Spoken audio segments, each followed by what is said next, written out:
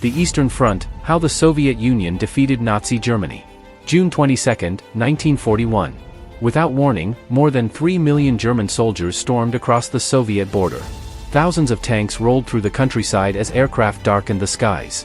It was the largest military invasion in human history. Adolf Hitler believed the Soviet Union would collapse within a few months. Instead, Germany became trapped in a brutal conflict that would cost millions of lives and ultimately destroy the Third Reich. How did Nazi Germany, which had conquered much of Europe in just a few years, lose the greatest war it ever fought? And how did the Soviet Union rise from near defeat to become one of the world's greatest superpowers? This is the incredible story of the war that changed history forever. Before the invasion. When Adolf Hitler became Germany's leader in 1933, he openly declared that Germany needed more territory to survive. He believed Eastern Europe should become living space for Germany and viewed communism as Germany's greatest ideological enemy. Meanwhile, Joseph Stalin was transforming the Soviet Union into an industrial giant. Massive factories produced tanks, aircraft, and weapons, but Stalin's political purges had also removed many experienced military officers, weakening the Red Army's leadership. In August 1939, the world was stunned when Germany and the Soviet Union signed the Molotov-Ribbentrop Pact, promising not to attack each other. Behind the scenes, however, Hitler had already decided that this agreement was only temporary. His true objective was always the Soviet Union. Operation Barbarossa.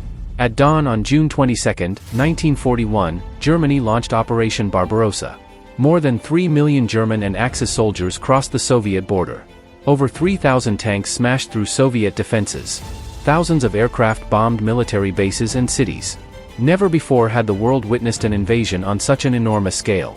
The German strategy relied on blitzkrieg, fast-moving attacks combining tanks, aircraft, and infantry to overwhelm enemy defenses before they could organize.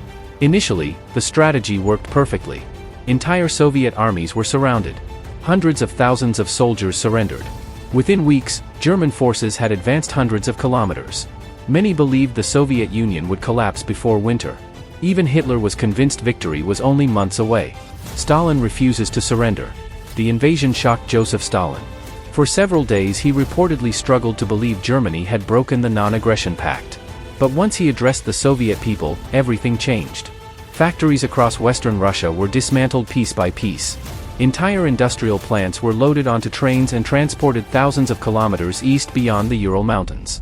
Within months, these factories resumed producing tanks, artillery, and aircraft. Millions of civilians joined the war effort. Women entered factories in huge numbers. Teenagers worked long shifts producing Stalingrad. The battle quickly became one of the bloodiest in human history. Soldiers fought street by street, building by building, sometimes room by room. Operation Uranus.